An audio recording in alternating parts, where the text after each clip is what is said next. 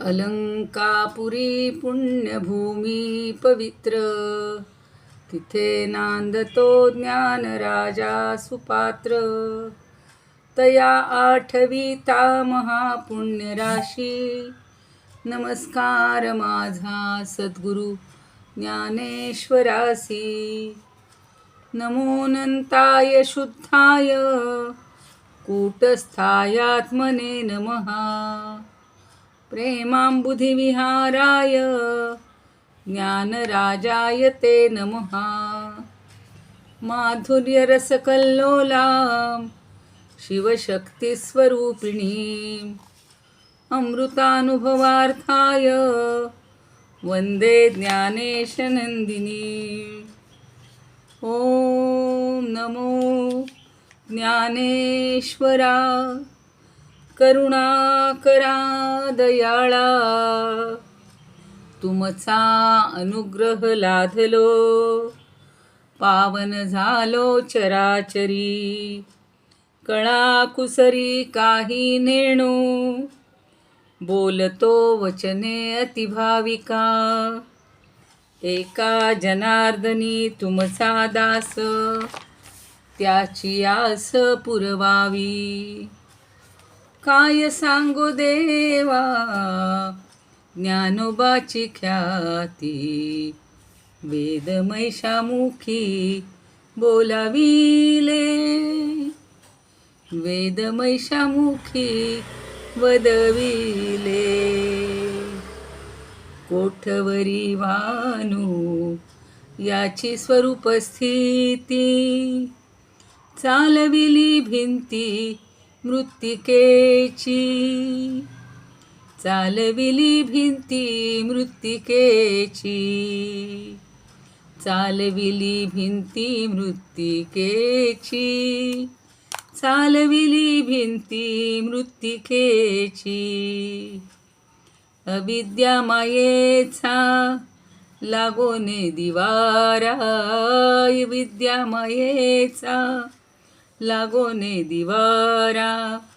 ऐसे जगदोद्धारे बोलाविले. ऐसे जगदोद्धारे बोलाविले. ऐसे जगदोद्धारे बोलाविले. नामा म्हणे यानी तारिले पतित. नामा म्हणे यानी तारिले पतित. भक्ती केली ख्यात ज्ञान देवे. भक्ती केली ख्यात ज्ञान देवे. काय सांगो देवा ज्ञानोबाची ख्याती, वेदमैशामुखी वदविले. वेदमैशामुखी वदविले. वेदमैशामुखी वदविले. नमितो योगी थोर विरागी, तत्वज्ञानी संत. तो सत्कविवर परात्पर गुरु ज्ञानदेव भगवंत. स्मरणतयाचे होता साचे, चित्ती हर्षण पावे. म्हणून वाटते पुनः पुन्हा ते पावन चरण नमावे. अनन्य भावे शरणरी घावे, अहंकार सांडून. जणी टाकावी तयावरुनिया काया कुरवंडून. आणि पहावे नितांत सुंदर तेजोमय ते रूप.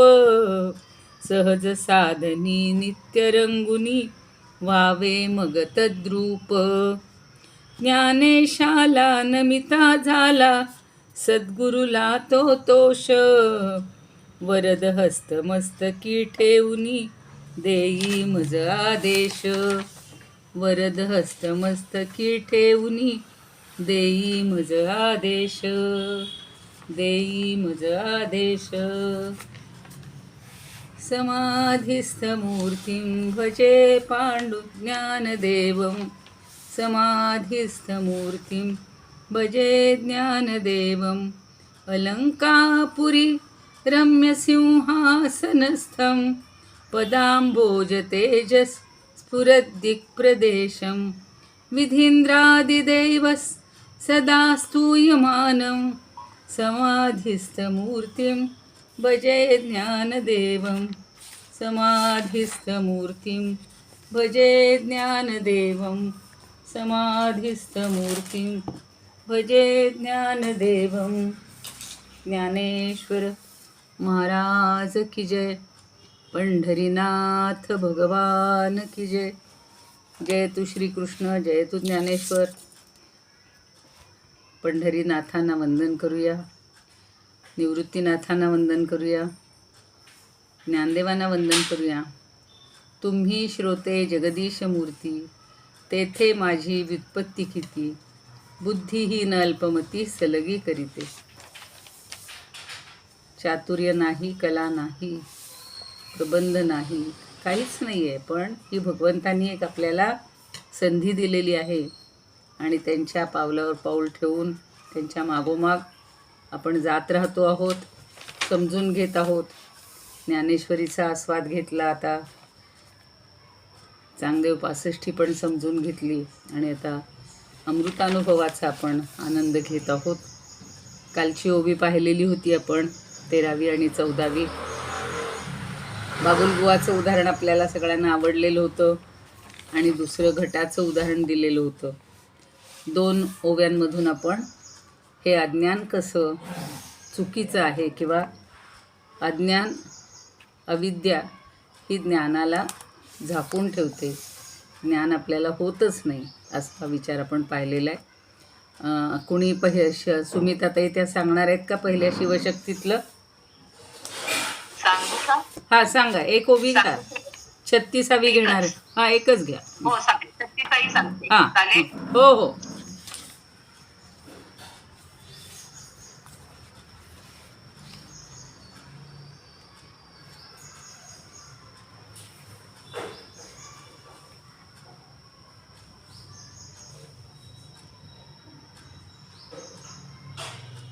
सांगू का मी?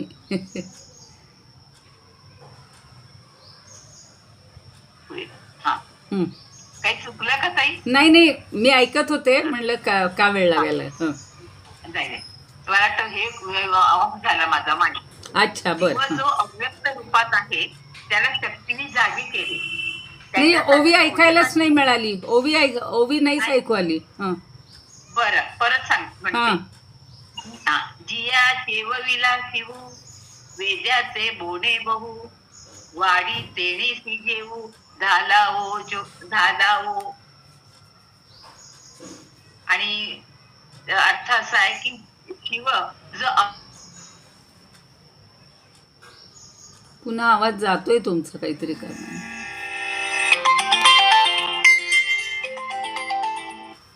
हॅलो, काय रे? क्लास सुरू झालाय. हां, काय म्हणतोय? हो हो हो, काय म्हणतोय? नाही सांग ना तेवढं, बोल 1 मिनिटात. बरं ठीक आहे. म्हणजे ती एकरूप होऊन जाते.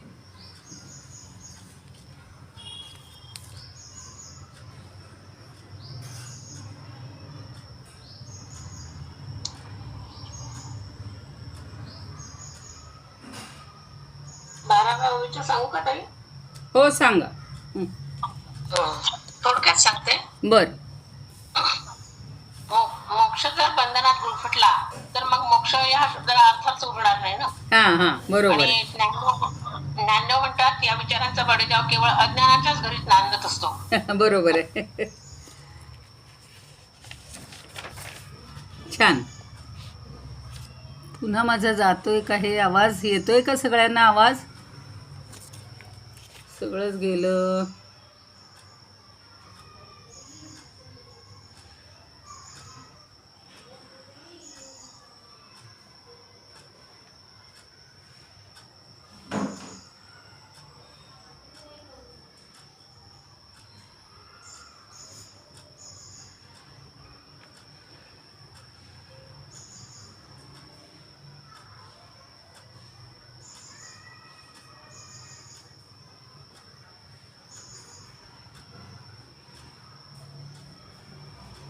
आता मला वाटतं त्यांचं काहीच आता आल्या बघा त्या परत आल्या नाही. हो दुसरा विचार केला. अहो माझं हेच गेलं होतं सगळं. ऐकू आलं का ताई? हो प्रतिभाताईंचं ऐकलं आणि ऐकता ऐकताच बंद झालं सगळं. सांगू का? ऐकू आलं का? हो आलं आलं आलं ऐकू आलं, छान ऐकू आलं. पण तेवढ्यात तो बंदच झाला, म्हणजे माझं बोलताच येईना मला काही. सगळा स्क्रीनच जातोय माझा. हा स्क्रीन जातोय. काहीतरी मध्ये फोन आला होता.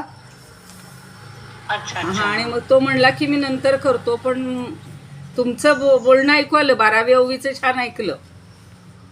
हा आणि मी छान आहे म्हणत असतानाच ते गेलं सगळं. बरं ठीक आहे, चालेल. म्हणजे अशी थोडीशी पुनरावृत्ती करायला हरकत नाही. 13-14 बद्दल कुणाला बोलायचंय का? कालचं काय कळलंय ते? नाही तर आज मी आता 15वी घेणार आहे. ठीक आहे ठीक आहे, चला. ज्यांना जेवढं समजलं असेल, एक ओळ जरी समजली, एक वाक्य समजलं किंवा त्यातला एक मुख्य विषय समजला तरी बास. म्हणजे आपल्याला थोडंसं समजतंय आणि आपण काहीतरी पुढे चाललोय तर त्याची हो पाहिलं नाही मी ते. ऐकलं मी 12वीचं ऐकलं. छान सांगितलं म्हणून. हो सांगताय का? सांगा. बाबुल बुवा मृत्यूला बालकास आनंद व्हावा हे मित्रांना तो बाबुल बुवा नसतो. मग त्याचा मृत्यू कोणी मानावा? अज्ञानी लोक त्याला मोक्ष मानतात. हा ब्रह्म अज्ञानी माणसाला पटू पडला असतो. छान. आणि पुढची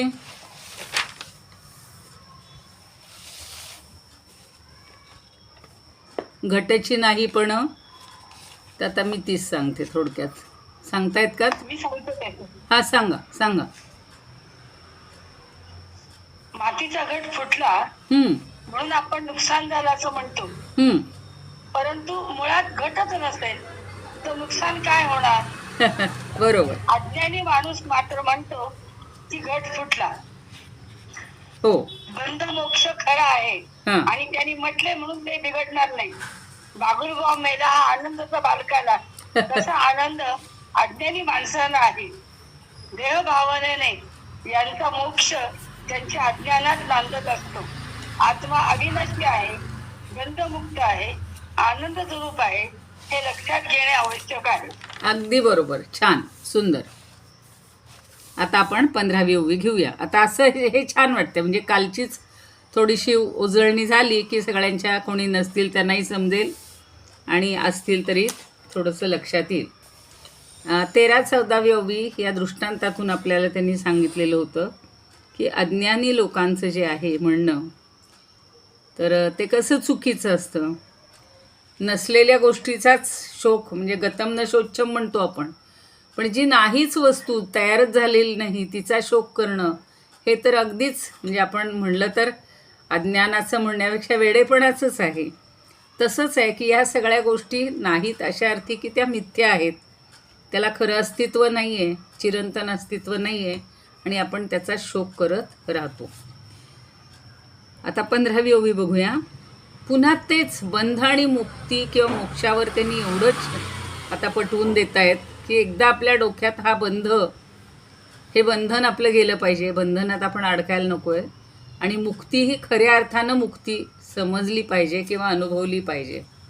आत्ता बघा त्या दासबोधावर सुद्धा अंतरात्म्यावर विवेचन छान केलं. तुमच्यापैकी काही जण असतील की आपल्याजवळच तो अंतरात्मा आहे, आत्मा आहे, पण आपण त्याचा कधीही आपल्याजवळ आहे याचा विचारसुद्धा करत नाही. तेच सगळं इथं तेच ज्ञानदेव वेगळ्या शब्दात सांगतात. म्हणून बंधची तव वावो, म्हणून बंधची तव वावो, मामोक्षाखे प्रसवो, मामोक्षाखे प्रसवो, परिमरोनि केला ठावो, परिमरोनि केला ठावो, अविद्यातया अविद्यातया. म्हणून बंधची तव वावो, मामोक्षाखे प्रसवो, परिमरोनि केला ठावो, अविद्यातया. आता वावो शब्द आलेला आहे. वावो काल परवाही आलेला होता. वावो म्हणजे खोटा.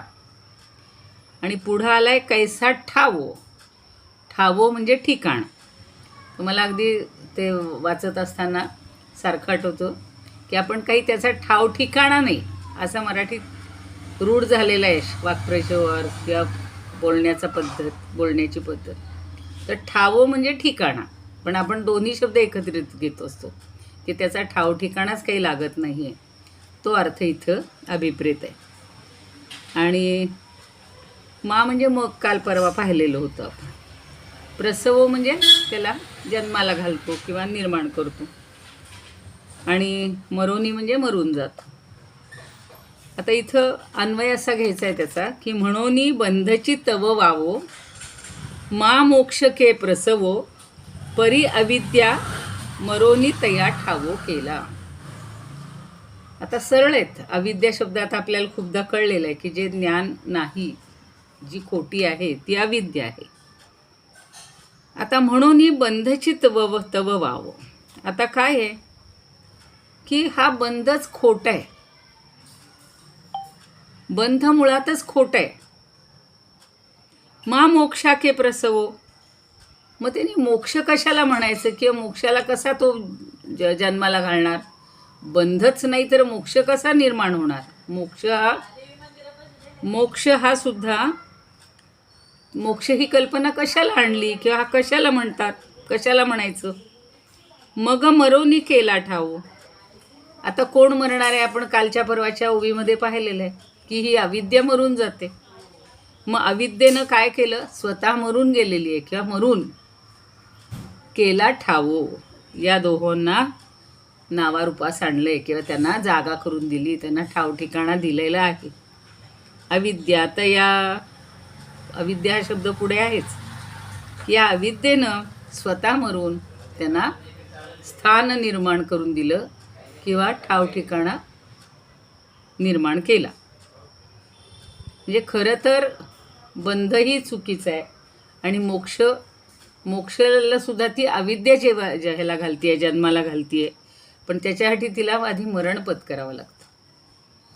आपण म्हणतो ना मेल्याशिवाय स्वर्ग दिसत नाही, तसं ह्या अविद्या संपल्याशिवाय तो मोक्ष ही संकल्पना आपल्याला अनुभवताच येणार नाही, कधीच अनुभवता येणार नाही.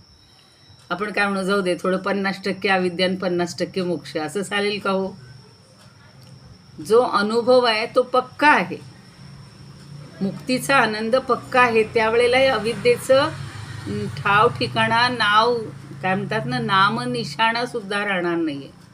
म्हणजे अविद्या पूर्ण नेस्तनाबूत होणार, अविद्या पूर्ण संपणार, नष्ट होणार, मायेचं पूर्ण पसारा सगळा आवरला जाणार आणि मग आपल्याला त्या ठिकाणी प्रत्येकामध्ये परमात्मा दिसणार, प्रत्येकामधलं आत्मतत्व आपल्याला समजणार. परमात्म्याशिवाय दुसरं काहीच दिसणार नाही. अगदी छोटीशी गवताची काडी असू, अगदी छोटीशी ती मुंगी असू, मोठा हत्ती असू किंवा हल्लीच्या काळातला डायनासोर म्हणतात, काय कुठलाही प्राणी पक्षी असू, त्या प्रत्येकामध्ये फक्त परमतत्व आहे, आत्मतत्व आहे. तोच परमात्मा आहे, वेगळा कोणीही नाही.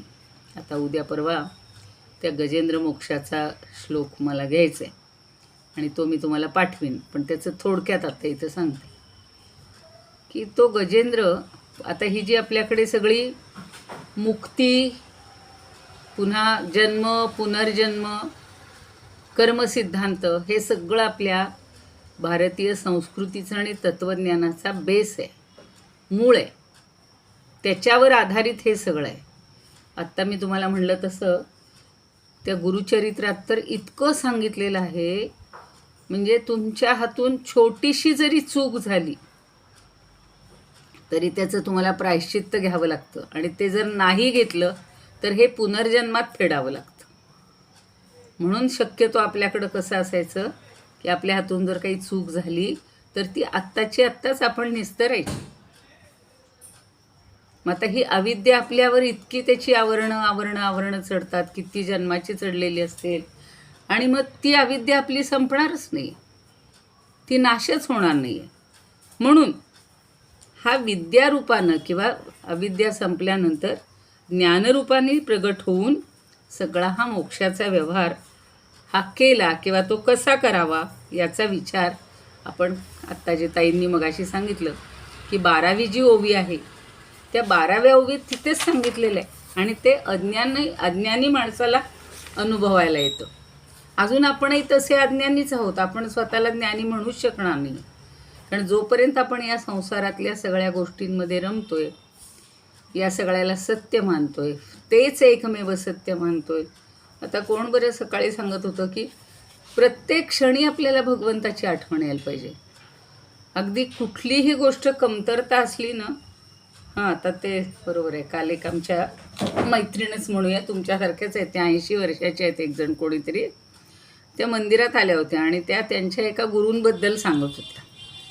काय सांगत होत्या की म्हणे मोठ्या अगदी काय म्हणू आपण स्तरावरची ती व्यक्ती, म्हणजे अगदी ज्याला आपण संत म्हणतो, संतांच्या अगदी त्या योग्यतेचे. आणि म्हणे ते म्हणाले की गुरु मी तुमच्या घरी फराळाला येणार आहे.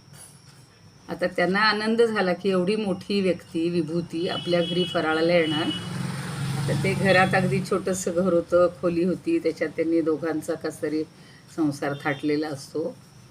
तर त्या म्हणल्या म्हणे मी आपला एवढा एवढा साबुदाणा भिजवला. तर फराळाला काय करायचं तर हल्ली साबुदाणाच असतो, तो भिजवला म्हणे आणि काहीतरी 1-2-4-5 केळी घरात आणून ठेवली.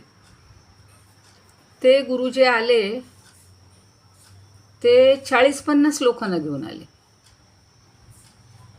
आणि यांच्या हातात तरी एवढंच असते, तेवढंच त्यांनी तेवढी खिचडी परतून छान करून ठेवली होती. त्यांना असा प्रश्न पडला, त्या प्रश्नचिन्ह त्या गुरूंना कळलेलं. ते म्हणले काही काळजी करू नका, काही काळजी करू नका, तुम्ही फक्त प्रत्येकाला आणून द्या. आता बघा 5 माणसांना पुरेल एवढी वस्तू 50 लोकांना कशी पुरेल? आपल्या व्यवहारी भाषेमध्ये आपण एक घासच दिला असता मग तर ते 50 घास झाले असते. ते म्हणे काही नाही, तुम्ही ते झाकून ठेवा आणि आम्हाला प्रत्येकाला आणून द्या. त्यांनी आपल्या 4-5 डिश भरल्या, पहिल्यांदा आणून दिल्या, पुन्हा पाहिलं तेवढीच खिचडी, पुन्हा गेल्या, पुन्हा आणून दिली. ही आत्ता घडलेली घटना आहे बरं का. म्हणजे त्यांनी काही 5-10 वर्षापूर्वीचे असेल ते म्हणे, आता नुकतेच हे गेलेले आहेत. पण असं म्हणे झालं आणि ते 50 लोक जे खाऊन गेले. पुन्हा मी पाहिलं तर जेवढी मी खिचडी बनवलेली होती, जेवढी माझी केळी होती ती जशीच्या तशी राहिली. हे गुरुचरित्रातही पाहिलं आहे, समर्थांचंही ज्यांनी अभ्यास केलेला आहे तर समर्थ सुद्धा असे जेव्हा ते पंचायतन सगळे ते 5 गुरु एका वेळेला एका म्हातारीकडे जातात आणि म्हातारीनं अशीच एक भाकरी आणि एवढीशी पिठलं किंवा काय भाकरी केलेली असते आणि अचानक ते 5 जणांना घेऊन आल्यानंतर कशी ती पुरणार? त्यांनी तसंच केलं की ते सगळ्यांना वाढ म्हणाले, प्रत्येकाला एक भाकरी वाढली, पुन्हा ती एक भाकरी जशीच्या तशी शिल्लक. ही गुरूंची किंवा ह्या श्रेष्ठ संतांची त्यांना प्राप्त झालेली सगळी एवढी ती विद्या आहे आणि त्याच्या ह्याच्यावर त्यांना माहिती आहे की इथे भगवंत आहेच. त्या आपण म्हणतो ना अन्न हे पूर्ण ब्रह्म, तर त्यामध्ये सुद्धा तो भगवंत आहेच आणि त्याच्यावर पूर्ण विश्वास टाकायचा आहे. मग काही आपल्याला कमी पडणार नाही. पण आपण फक्त संसाराच्या सतत चिंता करत राहतो आणि म्हणून आता बघा इथे जे त्यांनी म्हणले की म्हणून बंधची तव वाव, त्या बंधाला वाव मिळत असतो. बंध हा खोटा आहे आणि मोक्ष के प्रसव, मोक्ष कसा प्रसवतो, मोक्ष कसा निर्माण होतो, मोक्षाला कसं स्थान मिळतं, तर अविद्या नष्ट झाल्यावर. तुमच्या आमच्या मनातली अविद्या पूर्ण अगदी निसटून गेली पाहिजे, संपली पाहिजे, मग आपल्याला हा मोक्षाचा अनुभव घेता येईल. आपण जे आपल्या स्वरूपाचा विचार करतो तर आपलं स्वरूप कसं आहे? सच्चित आनंद स्वरूप आहे. मूळ जे आहे ते तिथं बंध नाहीच आहे, कुठलाच बंध नाही आहे. मग हा मोक्षाचा प्रश्न आला कुठून? की तो मोक्ष कुठून निर्माण होणार? तर त्या अविद्येला पहिल्यांदा आपला पूर्ण त्याग करावा लागतो, म्हणजे तिला स्वतःची आहुती द्यावी लागते, मग ती मोक्षाला अवकाश करून देते. जसं आपण घरामध्ये, आता माझा मुलगा म्हणत होता की तुम्ही जर समजा एवढी पुस्तकं सगळी आणली तर तुमच्या घरात जागा कुठं राहणार, सगळं घर त्यांनीच भरून जाणार. म्हणून मग ते घर रिकामच ठेवायचं. पण आपण काय करतो, कुठेतरी एखादा कप्पा करतो, तिथे तर जो काही नवीन आणलेलं असेल सामान हे असेल तर ते जागा करून देतो. म्हणजे पुन्हा पहिलीसारखी जागा मोकळी होते. पहिलं सगळं रितं असतं, मुक्त असतं. तसं हे सच्चिदानंद स्वरूप आहे, जे मुक्तच आहे. आत्मा पूर्ण नित्य मुक्त आहे होतो. म्हणजे तो काल बंधनात होता आणि आज मोकळा झाला ही हेच नाही आहे, कल्पनाच नाही, किंवा ही नाहीच आहे, वस्तुस्थितीच नाही आहे. पण मग त्या अविद्येनं त्याला अवकाश करून दिलेला आहे. स्वतःचा पूर्ण आहुती, पूर्ण नाश केल्यानंतर. आणि मग आपल्या ठिकाणी ही विपरीत कल्पना आपण करत असतो. म्हणून ही अविद्या पहिल्यांदा नष्ट करायची आहे. आणि मग मी मुक्त झालो असं ज्याला वाटतं तर त्याच्या दृष्टीनं ती अविद्या मरून मोक्षाला जागा करून दिलेली आहे. ही अज्ञानी माणसाच्या बाबतीत आहे सगळी. मग आता बंधच जर मिथ्या आहे तर मोक्ष तरी खरा कुठून, असाही पुन्हा प्रश्न विचारला जातो. पण अविद्येनं मोक्षाला ठिकाण दिले, जागा दिले. म्हणजेच एकदा अज्ञान संपलं की फक्त तिथं ज्ञान उरतं, फक्त मोक्षाचं स्वरूप आपल्याला दिसतं. खंदारकर महाराजही तसंच म्हणतात की आत्म्याच्या ठिकाणी बंधच जर मिथ्या आहे, परमार्थता तो नाहीच आहे. मग बंधाचा प्रतिद्वंद्वी म्हणजे बंधाच्या विरुद्ध असलेला जो मोक्ष आहे तो ज्ञानापासून कसा निर्माण होणार. परवाही आपण पाहिलेलं होतं की तो आता निर्माण नाही होणार आहे. अहम ब्रह्मास्मी जेव्हा आपण म्हणतोय त्यावेळेला तो आज मी ब्रह्म झालो किंवा आज म्हणजे कालपर्यंत तो नव्हता का, आपल्याला त्याची जाणीव आत्ता थोडीशी व्हायला लागलेली आहे. म्हणजे अविद्येनं म्हणून स्वतः मरून त्या मोक्षाला महत्त्वाचं स्थान निर्माण केलं आहे. असं अविद्येच्या अस्तित्वातच हे म्हटलं जातं. बंध आणि मोक्ष ही आत्म्याला काहीच नाहीत. म्हणजे शास्त्रकारांनी ते सगळ्या वेदांमध्ये, सगळ्या उपनिषदांमध्ये, तुम्ही कुठलंही उपनिषद वाचा, कुठलाही अभ्यास करा, किंवा वेदामध्ये सुद्धा जी सूक्तं आहेत तिथं तो परमात्मा संपूर्ण भरून राहिलेला आहे, व्यापून राहिलेला आहे. एक अंश एवढासा कणसुद्धा रिकामा नाही त्याच्या वाचून. म्हणजे आपण म्हणू की हे इथं सगळं रिकाम होतं ना आता भरलं गेले, नाही.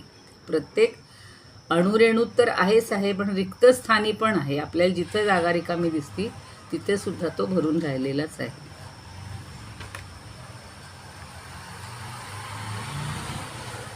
आता काही हे काय म्हणतात उदाहरण म्हणा की हां तुम्ही दिसत नाहीत म्हणलं का बरं, आहे खरं. हो ना, आता मला दिसतंय पण मग विरुद्ध नाही दिसत. मोबाईल ठेवला ना, हां खिडकी तोच दिसते. खिडकी दिसून राहिली मला इथे बाहेरची खिडकी दिसते आणि तुम्ही दिसत नाही. तुमच्याकडे मोबाईलचं तोंड. हो, पण ते याच्यात काही अजूनही नाही दिसत तुम्ही. याच्यात कधी असं फिरवता येत नाही हो. याच्यात ते काहीच करता येत नाही. तुम्ही दिसतच नाही. थांबा आता बघ. मलाही वाटलं पहिले की बाहेर आहे, मलाही पहिले वाटलं की ताई बाहेर आहे की काय असं वाटलं. नाही नाही नाही. हो, पण असं का झालंय आज. बाहेर जातात ते दिसायले. म्हणजे ते कॅमेरा रिव्हर्स झाला असेल. हो, पण तो या फोनला मी कधीच करत नाही रिव्हर्स वगैरे हो. त्या व्हिडिओला करावं लागतं. आवाज चांगला येतो पण तुम्ही दिसत नाही. जाऊ दे आता, राहू दे, कारण ते करायला जाईन ना तर. थांबा, व्हिडिओ हां आता होईल बहुतेक. आता बघा. नाही नाही नाही नाहीच ना. तो व्हिडिओ चालू केला की ते सगळं बाहेरचंच दिसतंय. जाऊ दे मग, आवाजच ऐका आज आता, जाऊ दे. व्हिडिओ बंद ठेवा तुम्ही आणि तुम्हीच बोला फक्त. हा मग व्हिडिओ बंदच केला मी आता. हा चालेल चालेल. त्याच्यात कधी असं तुम्ही बोला तरी चालेल. हो आता आवाज येतोय ना? आवाज येतोय आता. हा ठीक आहे ठीक हो, आहे. येतो. खरं या व्हिडिओच्या फोनला तसं असतं की हे करावं लागतं, सेल्फी करावा लागतो म्हणजे मग आपण दिसतो. त्या फोनला कधीच काही करावं लागत नाही. आता काहीतरी बिघडलं आहे तेच. ठीक आहे. आपण असं पाहत होतो की ज्या वेळेला मी मुक्त आहे असं माणूस म्हणतो की मी आता मुक्त झालो, असा जेव्हा अनुभव येतो त्याला पूर्वी अविद्या किंवा बंधात होतो याची आठवण येते. कारण अभावाचं ज्ञान, जसं आता काल मी तुम्हाला 3 प्रकारचे अभाव सांगितले, प्रागभाव, प्रध्वंसभाव आणि अत्यंताभाव. अभाव असा शब्द त्याच्यामध्ये होता. म्हणजे वस्तू निर्माण होण्यापूर्वीचा अभाव एक सांगितला होता, वस्तू नष्ट झाली, फुटली, तुटली तर तो अभाव असतो, आणि जी कधीच नाहीच, जिचं अस्तित्वच नाही त्याला अत्यंताभाव असं म्हणतात. तर हे अभावाचं ज्ञानसुद्धा त्याच्या विरुद्ध म्हणजे भावातून म्हणजे ज्ञानातून होत नसतं. तर मोक्ष म्हणजे अविद्येचा अभाव आहे, एवढंच लक्षात ठेवायचं. मोक्ष म्हणजे अविद्येचा अभाव आहे आणि मोक्षाच्या ज्ञानाच्या काळात अविद्येचं काहीच अस्तित्व नसतं. त्याच्या विरुद्ध जे स्वरूप आहे त्याचं ज्ञान फक्त, म्हणजे स्वरूप म्हणजे आपल्या आत्म्याचं ज्ञान आपल्याला होत असतं. आणि तेवढंच आपल्याला, जसं आपण अंधारामध्ये जर दिवा लावला तर अंधार संपून जातो आणि दिव्याचं फक्त अस्तित्व तिथं दिसतं, आणि दिवा बाजूला केला की पुन्हा अंधाराचंच अस्तित्व आहे. तसं आपण, काही जण म्हणतात बघा की हे जेव्हा ज्ञान ऐकतोय, हे सगळं आत्म्याचं ज्ञान वेगवेगळ्या उपनिषदातलं किंवा आता हे जे ग्रंथ आहेत या ग्रंथाच्या आधारे, समजा दासबोध ऐकतोय, ज्ञानेश्वरी ऐकतोय, अमृतानुभव ऐकतोय, काही चांगली शंकराचार्यांची वगैरे स्तोत्र असतात ती ऐकली, इतरही देवतांची स्तोत्र म्हटली की आपण आपल्या मनावर तो एक परिणाम चांगला होतो. की आता ह्या सगळ्या कथा चालतात, भागवत असेल, रामायण असेल, ज्या ज्या कुठल्या आहेत कथा, देवी महात्म्य, शिवपुराण, या कथा जेव्हा ऐकायला जातो, ह्याचं जेव्हा श्रवण करतो, त्यावेळेला आपण आपल्या मनामध्ये सगळे ह्या विचारांचीच फक्त जागा असते किंवा विचारच फक्त आपले असतात. आणि आपण हे संपलं आणि पुन्हा आपल्या संसारात गेलो की या सगळ्यावर पुन्हा विसर पडतो. म्हणजेच एक प्रकारे जसं आपण अंधारी खोलीमध्ये दिवा लावला तेव्हा उजेड पडला आणि दिवा बाजूला नेला की पुन्हा तिथे अंधारच. तशीच आपली काहीशी या अज्ञानामुळं अवस्था असते की हे ऐकतोय तेव्हा खरंच वाटतं आपण किती अज्ञानात आहोत. आपण उगाचच खोटं बंध आणि मोक्ष ह्या कल्पना मानत असतो, आणि पुन्हा तिथं दिवा आणला की पुन्हा प्रकाश येतो.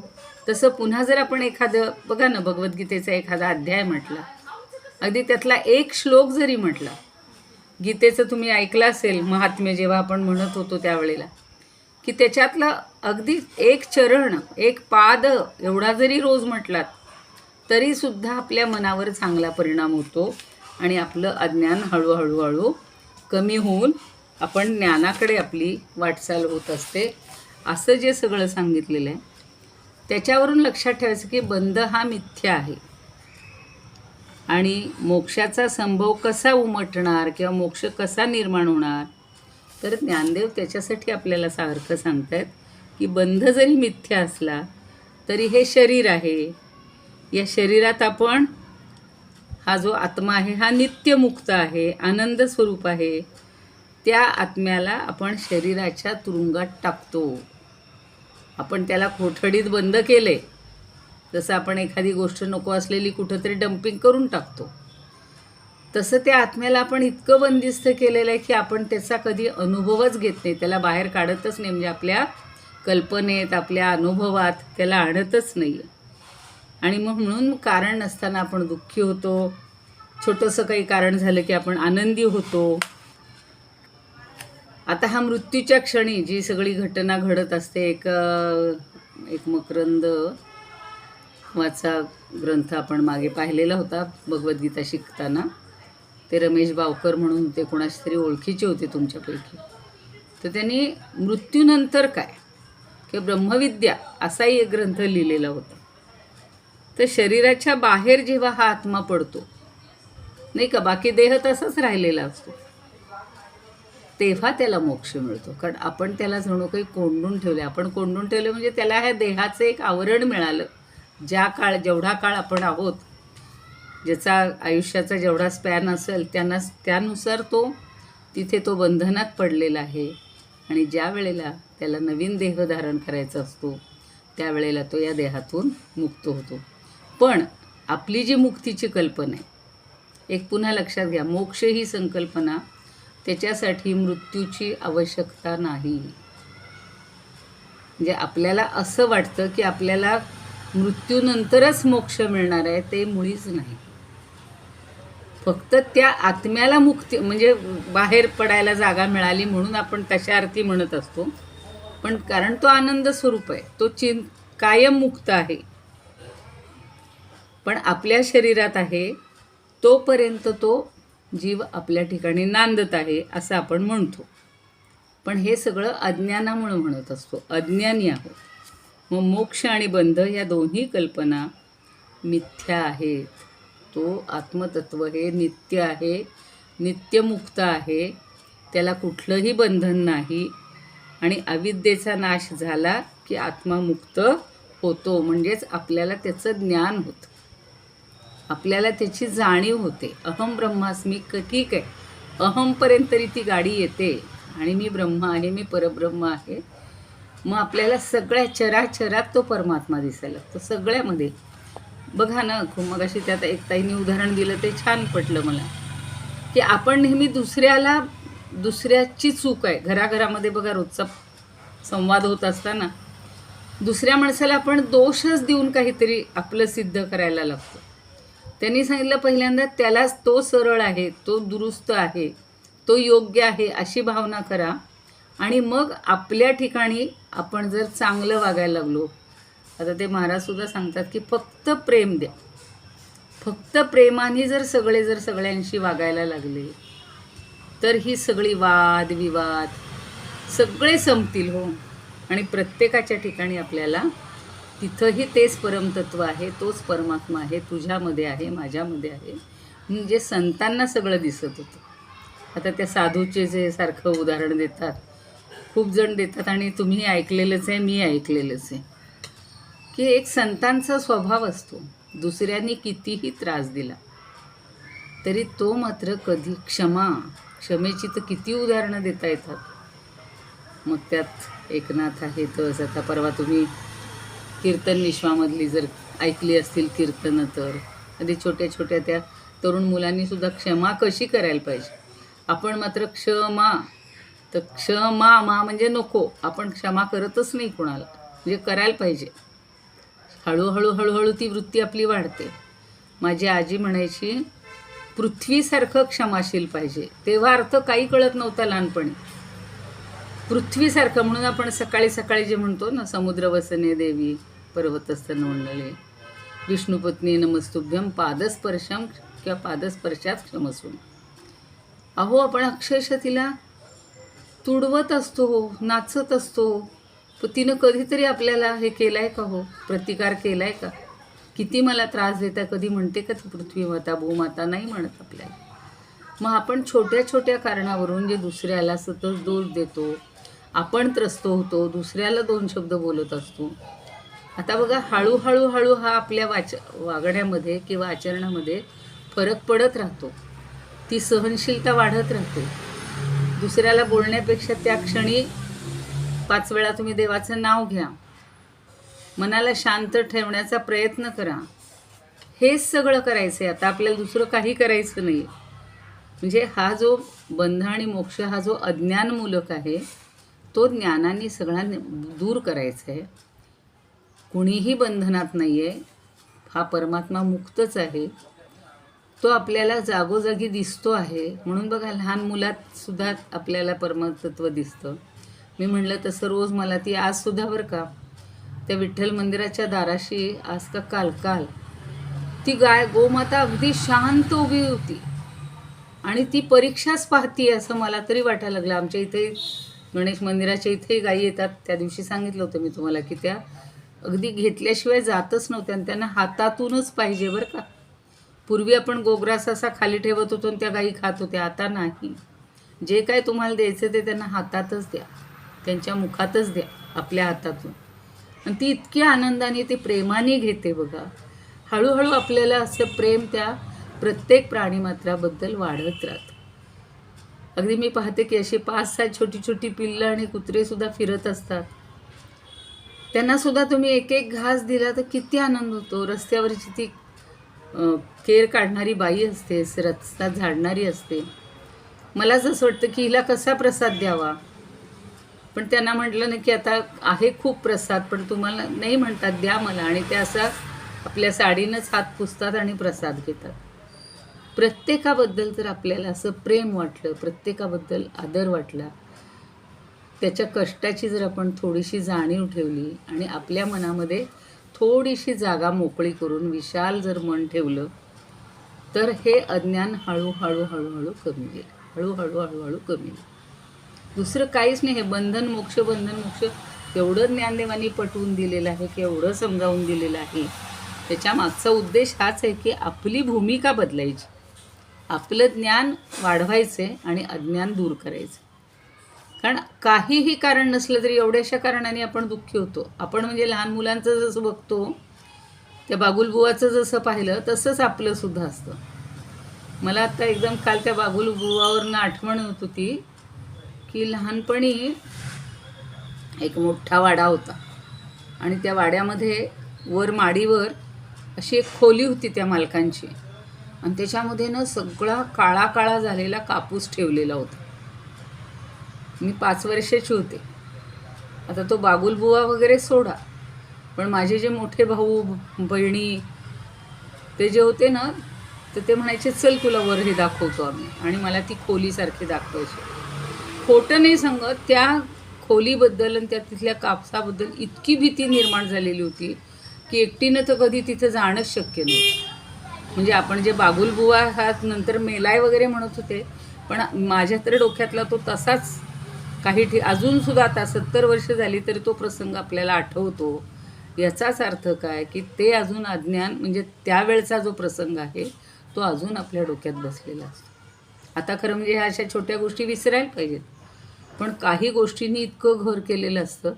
म्हणजे त्या ठिकाणी आपण जर तेव्हा जर कोणीतरी सांगितलं असतं की तिथं बघ देवबाप्पा आहे, तो आपल्याकडं पाहतोय, अशा अर्थी जर सांगितलं असतं तर ती भूमिका तेव्हापासूनच तशी वाढली असती. तुमच्याही आयुष्यात असे काही प्रसंग आलेले असतील, किंवा आईवडील आपल्याला काय प्रत्येक गोष्ट हट्ट करायचं नाही. त्यावेळेला माझ्या आईवडिलांना असं काय म्हणतात छकडा किंवा बैलगाडीत बसून ते पगार वगैरे आणायला जावं लागायचं. आता मी लहान होते आणि त्यांनी मला सांगितलं, मी आपली आधीच त्या चकड्यात जाऊन बसले. म्हणलं आज आपण जायचंच होतं. आणि वडील आले आणि वडिलांनी एक सापट माझ्या गालावर दिलेली होती. ते म्हणे असा हट्ट नाही करायचा, आम्ही कामासाठी चाललेलो आहोत, कधीही असा हट्ट करायचा नाही. तुम्हाला खोटं नाही सांगत, परत कधीच. म्हणजे त्यावेळेला माझा मामा होता, त्यांनी मला सांगितलं की अगं आपण असा हट्ट नाही करायचा, आम्ही तुला नंतर कुठेही नेऊ, तू काही काळजी करू नकोस. इतकं आयुष्यात आता फिरायला मिळालं, पण तो जो प्रसंग आहे की वडिलांनी एकदा चापट मारली आणि पुन्हा कधीही हट्ट करायचं नाही. तर असे हट्ट आपण करत परत खरंच ना, हट्ट हा शब्दच मी आयुष्यात विसरून गेले. तसं आत्तासुद्धा आपण मोठे जसे जसे होतो तसे हे सगळे असे छोट्या गोष्टीवरून आपण हट्ट करतो आणि त्यालाच महत्त्व देत असतो. तर हळूहळू आता ही भूमिका आपली संपली आणि आता खरं सांगते ना, आता काही नको वाटतं. तो TV नको, त्याच्यावरच्या सिरियल नको, त्या कुणाची भांडणं नको, कुणाकडं मोठ्या कार्यक्रमाला जायला नको, तो दंगा नको, उगाचच काय म्हणायचं धाकदपटशा किंवा जास्त आरडाओरडा, हा धिंगाणा नकोच वाटायला. हळूहळू आपल्याला शांत जीवन आणि प्रसन्न, जिथं चांगलं आहे असंच जीवन आवडतं. त्याला आज आपल्याला थांबायचं होतं. मी ठरवलं होतं की अजिबात काही वाढवायचं नाही आहे, पण ही एकच हवी मला आज अशी बंध आणि मोक्षाची. तुमच्याही अनुभवातनं तुम्ही काही शेअर केलं तरी चालेल. उद्या वगैरे सांगा, कोणाला काही सांगायचं असेल तर, की हे मोक्षाचा प्रसव किंवा मोक्षाची निर्मिती तेव्हाच होते जेव्हा आपलं अज्ञान पूर्ण संपतं. तेव्हा थांबूया, उद्याला बघूया पुढच्या ओव्या. इदमुपकर्तुं भुवनमण्डलं समुदितमिव भास्करं सादरं वन्दे ज्ञानेश्वरं. त्रिभुवनमाता भगवद्गीता लोकमङ्गला लोकविश्रुता लोकहितं सन्ततं ध्यायता येन ज्ञानेश्वरी विरचिता श्रुत्वा प्राकृतगिरं सादरं वन्दे ज्ञानेश्वरम्. गीताशास्त्रं स्वाम्बुधिकल्पं नमन्तदीयं वयक्वचाल्पं विषयविपदां व्रात्यमनल्पं वाग्यज्ञेन च येन भूषितं सरस्वतीमन्दिरं सादरं वन्दे ज्ञानेश्वरं सादरं वन्दे ज्ञानेश्वरम्. यत्र शारदा कृपाप्रसादः यस्य श्रवणात् परमानन्दः निहितो यत्रामृतनिःस्यन्दः काव्यतत्त्वयोः कृतवन्तं तत् रसायनं मधुरं सादरं वन्दे ज्ञानेश्वरं सादरं वन्दे ज्ञानेश्वरं. ज्ञानेशोऽनुभवामृतं व्यरचयत् ज्ञानेश्वरं पूजये ज्ञानेशेन निरूपिता सुमधुरं गीता नमो ज्ञानिने. ज्ञानेशात् परमार्थवित् सुचरितं ज्ञानेश्वरस्याद्भुतं ज्ञानेशे लघुजीविते गुणगणो ज्ञानेश्वरत्वं कृती ज्ञानेश्वरत्वं कृती. ज्ञानेश्वर महाराज की जय. पंढरीनाथ भगवान की जय. जय तू श्रीकृष्ण, जय तू ज्ञानेश्वर.